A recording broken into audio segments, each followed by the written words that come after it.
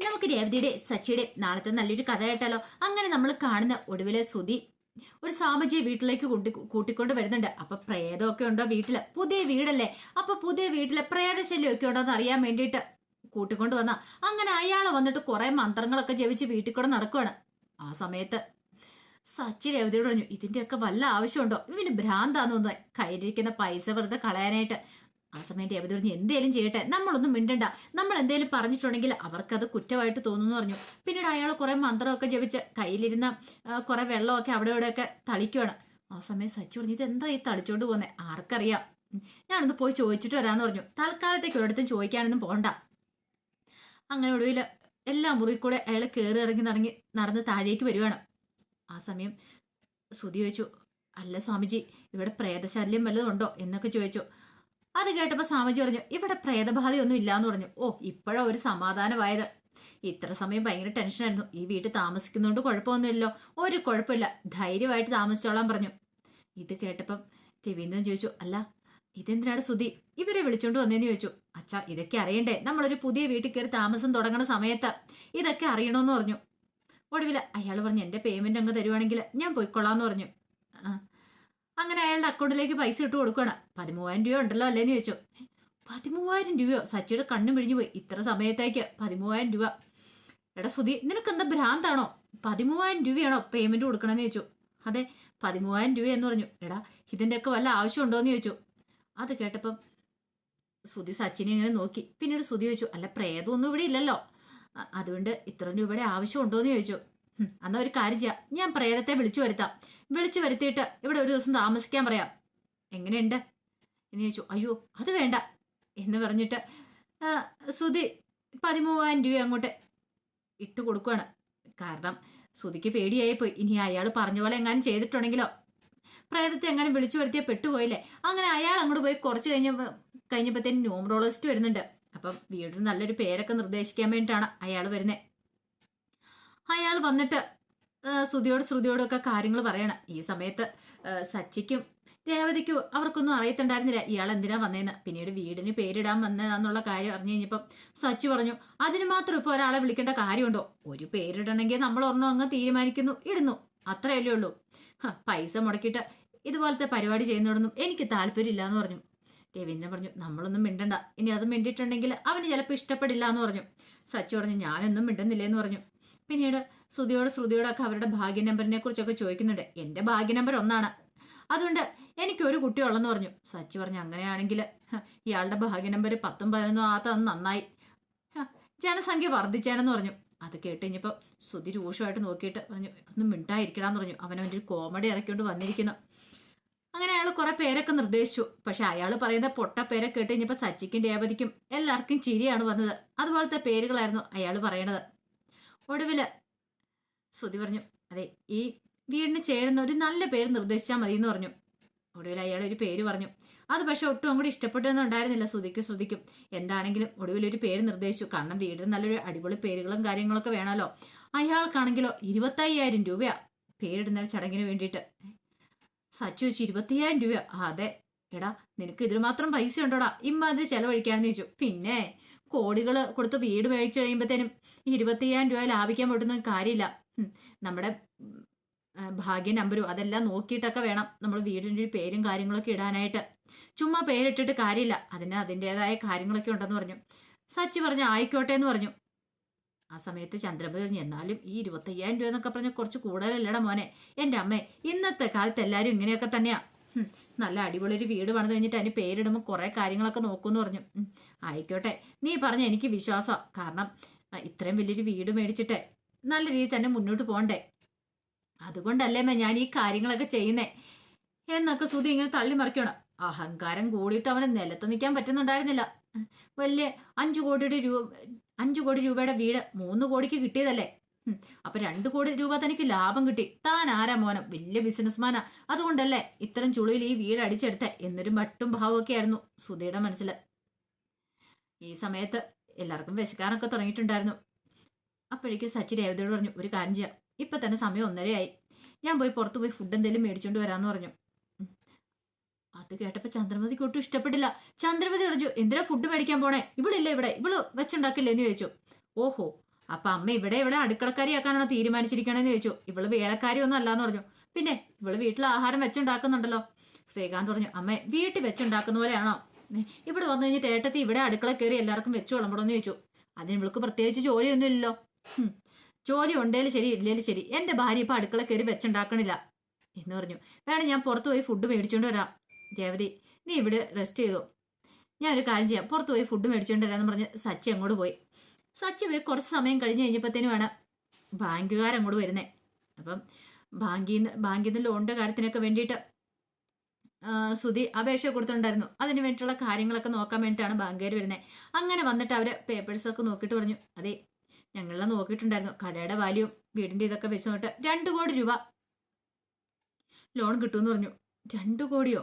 അതെ, 2 കോടി രൂപയോ മാക്സിമം തരാൻ പറ്റുള്ളൂ പറഞ്ഞു.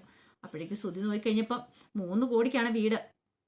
അപ്പൊ 30 ലക്ഷം കൊടുത്തിട്ടുള്ളൂ, ബാക്കി ഇനി 70 ലക്ഷം കൂടെ വേണം. അപ്പൊ എന്ത് ചെയ്യും? 70 ലക്ഷം രൂപ ഉണ്ടാക്കുന്നത് നിസ്സാര കാര്യമല്ല.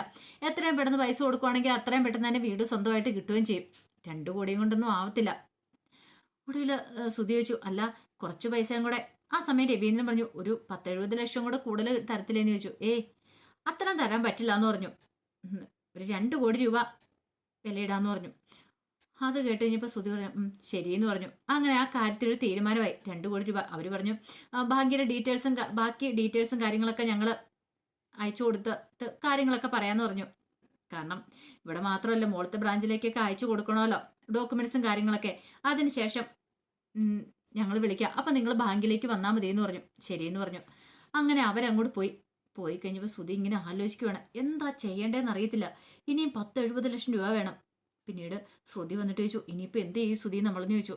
എന്തേലും ചെയ്യണം, അല്ലെങ്കിൽ പിന്നെ 70 ലക്ഷം രൂപ എവിടെ നിന്ന് ഉണ്ടാക്കും? അല്ല നിന്റെ മനസ്സിൽ എന്തെങ്കിലും ഒരു ഐഡിയ ഉണ്ടോ എന്ന് ശ്രുതിയോട് ചോദിച്ചു. ഞാൻ എവിടുന്ന് പൈസ ഉണ്ടാക്കാനാ? ശ്രുതിക്ക് അറിയാവുന്ന കാര്യമല്ലേ. അല്ല ശ്രുതി വിചാരിച്ചാൽ നടക്കുമെന്ന് ചോദിച്ചു. അല്ലെങ്കിൽ തന്നെ ഇപ്പം തന്നെ 30 ലക്ഷം രൂപ അഡ്വാൻസ് കൊടുത്തില്ലേ, അതൊക്കെ എങ്ങനെയാന്ന് ഓർത്തോണ്ടായിരിക്കണേ. കുറച്ച് പൈസ എൻ്റെ കയ്യിൽ ഉണ്ടായിരുന്നുള്ളൂ. അഭിലാഷ് സാറ് 10 ലക്ഷം രൂപ തന്നു, അതിനകത്ത് കുറച്ച് ചിലവായി പോയായിരുന്നല്ലോ. ബാക്കി പൈസ പിന്നെ സബ് ഡീലേഴ്സിനോട് കുറച്ച് അഡ്വാൻസ് ഒക്കെ മേടിച്ചിട്ടാണ് 30 ലക്ഷം രൂപ ഞാൻ ആദ്യം കൊടുത്തത്. ഇനിയിപ്പോൾ 70 ലക്ഷം കൂടെ ഉണ്ടാക്കുക എന്ന് പറഞ്ഞാൽ അതത്ര എളുപ്പമുള്ള കാര്യമില്ല എന്ന് പറഞ്ഞു. അത് കേട്ടപ്പോൾ ശ്രുതി പറഞ്ഞു, ഇനിയിപ്പോൾ എന്ത് ചെയ്യും? അപ്പം നമുക്ക് വീട് മേടിക്കണമെങ്കിൽ എന്തേലും ഒരു വഴി ഉണ്ടാക്കണം. പിന്നീടാണ് ശ്രുതി ആ കാര്യം ഓർക്കണേ. അതെ, ഒരു കാര്യം ചെയ്യാം, ഒരു വഴിയുണ്ടെന്ന് പറഞ്ഞു. അത് കേട്ടപ്പോൾ ശ്രുതി ചോദിച്ചു, അതെന്താ? അല്ല എൻ്റെ ഷെയർ എനിക്ക് ഇതുവരെയും കിട്ടിയിട്ടില്ലോ, എൻ്റെ ഷെയർ അച്ഛനോട് ചോദിക്കാന്ന് പറഞ്ഞു. അതിന് അച്ഛനത് തരാൻ സമ്മതിക്കുമെന്ന് ചോദിച്ചു. ചോദിക്കാം, അതിനിപ്പോൾ ഇത്ര മാത്രം ടെൻഷൻ അടിക്കേണ്ട കാര്യമില്ലോ, എനിക്ക് എൻ്റെ ഷെയർ വേണമല്ലോ, എപ്പോഴാണെങ്കിലും തരണ്ടല്ലേ എന്നൊക്കെ പറഞ്ഞ് ശ്രുതി ഭയങ്കര അഹങ്കാരം കാണിച്ച് രവീന്ദ്രൻ്റെ അടുത്തേക്ക് വന്നു. ആ സമയത്ത് സച്ചിയും കൂടെ അങ്ങോട്ടേക്ക് വന്നു. സച്ചി ആഹാരമൊക്കെ വാങ്ങിച്ചുകൊണ്ട് രേവതിയുടെ ഡേയിലേക്ക് കൊടുത്തു.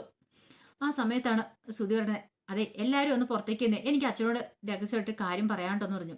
ഇത് കേട്ട് കഴിഞ്ഞപ്പം രേവതി, സച്ചി, വർഷ, ശ്രീകാന്തും എല്ലാം പരസ്പരം നോക്കണം. അത് കേട്ടപ്പോൾ സച്ചി ചോദിച്ചു, എന്താടാ നിന്റെ വീടായതുകൊണ്ടാണോ ഞങ്ങളോട് ഇറങ്ങിപ്പോകാൻ പറയണമെന്ന് ചോദിച്ചു. അത് കേട്ടപ്പോൾ ചന്ദ്രമതി പറഞ്ഞു, പിന്നെ അവൻ അങ്ങനെ ഒന്നും ഉദ്ദേശിച്ചില്ല, അവൻ എന്തെങ്കിലും കാര്യങ്ങൾ അച്ഛനോട് പറയാൻ കാണുമായിരിക്കും എന്ന് പറഞ്ഞു.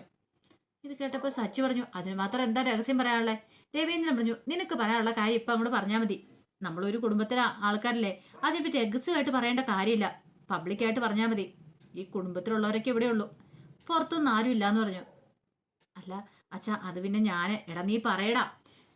ചന്ദ്രമതി പറഞ്ഞു, എടാ നിനക്ക് എന്തെങ്കിലും പറയണ്ട നീ പറ, അതിന് നീ ആരെ പേടിക്കണേ? സച്ചിനെയാണോ പേടിക്കണേ? അവനെന്താ നിന്നെ പിടിച്ചു വിഴുങ്ങോ എന്നൊക്കെ ചോദിച്ചു. അപ്പോഴേക്കും ശ്രുതി പറഞ്ഞു, അല്ലമ്മേ അത് പിന്നെ എടാ എന്താടാ നിനക്ക് പറയാൻ ധൈര്യമില്ലേ? അപ്പൊ എന്തോ തരികടയാണല്ലോ എന്ന് പറഞ്ഞു. ഒടുവില് ശ്രുതി രവീന്ദ്രനോട് പറഞ്ഞു, അച്ഛാ എനിക്ക് എൻ്റെ ഷെയർ കിട്ടണമെന്ന് പറഞ്ഞു. ഷെയറാ? അതെ. അത് കേട്ടപ്പോൾ സച്ചി പറഞ്ഞു, ഒരു കാര്യം ചെയ്യേ, ഷെയർ തരും, നീ ആദ്യം അടിച്ചു മാറ്റിക്കൊണ്ട് പോയ പൈസ അങ്ങോട്ട് കൊടുക്കാൻ പറഞ്ഞു. 50 ലക്ഷം രൂപ. എടാ അത് ഞാൻ തിരിച്ചു കൊടുത്തോളാന്ന് പറഞ്ഞല്ലോ, കുറേശ്ശെ തവണയായിട്ട് കൊടുത്തോളാന്ന് പറഞ്ഞല്ലോ, അത് കൊടുക്ക്, എന്നിട്ട് നീ ഷെയർ ചോദിക്കാൻ വരാൻ പറഞ്ഞു. ഇത് കേട്ടപ്പോൾ രവീന്ദ്രൻ പറഞ്ഞു, എടാ നിനക്ക് എന്തിനാടാ ഇപ്പൊ ഷെയർ എന്ന് ചോദിച്ചു. അച്ഛാ 70 ലക്ഷം രൂപ കൊടുക്കണമല്ലോ, 70 ലക്ഷം രൂപ കൊടുക്കാനായിട്ട് എൻ്റെ പൈസ ഇല്ല, 2 കോടി രൂപയല്ലേ ബാങ്കിൽ നിന്ന് കിട്ടത്തുള്ളൂ. എടാ അതിനിപ്പോ എനിക്ക് എന്ത് ചെയ്യാൻ പറ്റും? അച്ഛൻ്റെ കയ്യിൽ 70 ലക്ഷം ഉണ്ടോന്ന് ചോദിച്ചു. എൻ്റെ കയ്യിൽ എവിടെ നിന്നാണ് അത്രയും പൈസ ഇരിക്കുന്നത്? എങ്കിൽ പിന്നെ എനിക്ക് എൻ്റെ ഷെയർ കിട്ടിയാൽ മതിയാവുള്ളൂ. എടാ ഷെയർ തരാൻ പറഞ്ഞ് ഞാനിപ്പോൾ എവിടെ നിന്ന് എടുത്ത് തരാനായിട്ടാ? എൻ്റെ കയ്യിൽ അതിന് മാത്രം പൈസ വല്ലതും ഉണ്ടോയെന്ന് ചോദിച്ചു. എന്നാൽ ഒരു കാര്യം ചെയ്യാം, ഈ വീട് വിറ്റിട്ട് എനിക്ക് പൈസ തന്നാൽ മതി, എനിക്ക് എൻ്റെ ഷെയർ തന്നാൽ മതി എന്ന് പറഞ്ഞു. ഒരു നിമിഷം ഇരുന്നിടത്തുനിന്ന് ചന്ദ്രമതി വരെ എഴുന്നേറ്റ് പോയി. ഇത്രയ്ക്കൊരു ടിസ്റ്റ് പ്രതീക്ഷിച്ചിട്ടുണ്ടായിരുന്നില്ല. രവീന്ദ്രൻ ചോദിച്ചു, എന്താടാ അത് പറഞ്ഞേ? നിനക്ക് വീട് വിറ്റിട്ട് പണം തരണമെന്നോ? അതെ. അത് കേട്ടപ്പോ സച്ചി പറഞ്ഞു, നീ ആള് കൊള്ളാലോടാ, നീ ഒരു കുറുക്കനാണല്ലോ. ഇനി ഉള്ള കിടപ്പാടും കൂടെ വിറ്റ് നിനക്ക് തരണമല്ലേ? അതിന് സച്ചി, ഞാൻ എന്റെ അവകാശമല്ലേ ചോദിച്ചുള്ളൂ, എനിക്ക് എപ്പോഴാണെങ്കിലും ഷെയർ തരണ്ടല്ലേ? ഓ, നിനക്ക് ഷെയർ വേണമല്ലേ? അപ്പോഴേക്കും ശ്രീകാന്ത് പറഞ്ഞു, ഇതെന്താ സുധിയേട്ടാ പറയണേ? ആ വീട് വിറ്റിട്ട് പിന്നെ ഞങ്ങൾ എല്ലാവരും കൂടെ എങ്ങോട്ട് പോന്നു ചോദിച്ചു. സച്ചി പറഞ്ഞു, അതെ, അച്ഛനും അമ്മയും ഞാനും ഞങ്ങളൊക്കെ എന്ത് ചെയ്യും? അതിന് അച്ഛനും അമ്മയൊക്കെ എൻ്റെ കൂടെ താമസിക്കും. കൊള്ളാം കൊള്ളാം, ഇതൊക്കെ നീ പറയും. അതെ, സ്വന്തം വീടാന്നുള്ള അധികാരം നീ കാണിക്കും. 10 ദിവസം കഴിഞ്ഞ് കഴിയുമ്പോഴത്തേനും അച്ഛനും അമ്മയൊക്കെ നീട്ട് പന്ത് കെട്ടാൻ തുടങ്ങും. പിന്നെ അച്ഛനോട് പറയും, പോയി കടയിൽ പോയിട്ട് വാ, അത് മേടിച്ചോണ്ടോ ഇത് മേടിച്ചോണ്ടോ, വീട്ടിലിരുന്ന് വെറുതെ തിന്നുമല്ലേ, വേറെ പണിയൊന്നുമല്ലോ, ഇത് ഞാൻ കഷ്ടപ്പെട്ടുണ്ടാക്കിയ വീടാ എന്നൊക്കെ പറഞ്ഞ് അപമാനിക്കാൻ തുടങ്ങും. പിന്നെ നിന്റെ വീടായതുകൊണ്ട് അവർക്കൊന്നും പറയാനും പറ്റില്ലല്ലോ, അതിന്റെ ആവശ്യം ഉണ്ടോടാ എന്ന് ചോദിച്ചു. അത് കേട്ടപ്പം ശ്രുതി പറഞ്ഞു, നിനക്ക് അസൂയ കാരണം നീ ഇങ്ങനെയൊക്കെ പറയണേന്ന്. അസൂയ? എനിക്കോ? ഞാൻ എന്തിനാ അസൂയപ്പെടുന്നേ? നിനക്ക് പെരുത്ത അസൂയ, അതുകൊണ്ട് തന്നെയാ ഞാൻ വീട് മേടിച്ച നിനക്കൊന്നും ഇഷ്ടപ്പെട്ടിട്ടില്ല. ശ്രീകാന്ത് പറഞ്ഞു, ഇങ്ങനൊന്നും പറയരുത് സുധിയേട്ടാ, വെറുതെ എന്തിനാ ഇല്ലാത്ത കഥകൾ പറയണേ? അതിന്റെ ആവശ്യം ഉണ്ടോന്ന് ചോദിച്ചു. ഞാനുള്ള കാര്യം പറഞ്ഞേ. അത് കേട്ട് കഴിഞ്ഞപ്പോ രവീന്ദ്രൻ പറഞ്ഞു, സുധി, അത് നടക്കുന്ന കാര്യമില്ല. വീട് വിറ്റ് നിൽക്കാൻ നിന്നിട്ട് ഞങ്ങൾ അങ്ങോട്ട് ഇറങ്ങിപ്പോവും, അതൊന്നും നടക്കില്ല എന്ന് പറഞ്ഞു. അത് കേട്ടപ്പോ സുധി പറഞ്ഞു, അല്ല അമ്മ പറയട്ടെ. എന്താമ്മേ? വീട് വിറ്റിട്ട് എന്റെ ഷെയർ തന്നുകൂടെന്ന് ചോദിച്ചു. അപ്പോഴേക്കും ചന്ദ്രമതി പറഞ്ഞു, എടാ, അങ്ങനെ ഷെയർ തന്നിട്ടുണ്ടെങ്കിലേ പിന്നെ ഞങ്ങൾ എന്ത് ചെയ്യുമെന്ന് ചോദിച്ചു. വീട് വിൽക്കാനായിട്ട് എന്താണോ എനിക്ക് സമ്മതമല്ല എന്ന് പറഞ്ഞു. കാരണം തടിയേറ്റോലേ പോയി സുധി, ഇത്രയ്ക്ക് പ്രതീക്ഷിച്ചിട്ടുണ്ടായിരുന്നില്ല. അതിന്റെ വിശേഷങ്ങളൊക്കെ നമ്മൾ കാണുന്നത്. ഇതിന്റെ ബാക്കി വിശേഷങ്ങളുമായിട്ട് നാളെ ഉച്ചയ്ക്ക് വരാട്ടോ. അപ്പോൾ ഒരു കാര്യം പറഞ്ഞോട്ടെ, വീഡിയോ ഇഷ്ടപ്പെടുവാണെങ്കിൽ ഒന്ന് ലൈക്ക് ചെയ്യാൻ മറക്കരുത്. അതോടൊപ്പം തന്നെ ആദ്യമായി കാണുന്നവരാണെങ്കിൽ സബ്സ്ക്രൈബ് ചെയ്യാനും മറക്കരുത് കേട്ടോ. ഒരിക്കൽ കൂടി എല്ലാവർക്കും ശുഭദിനം നേർന്നുകൊണ്ട് നിർത്തുന്നു. നന്ദി.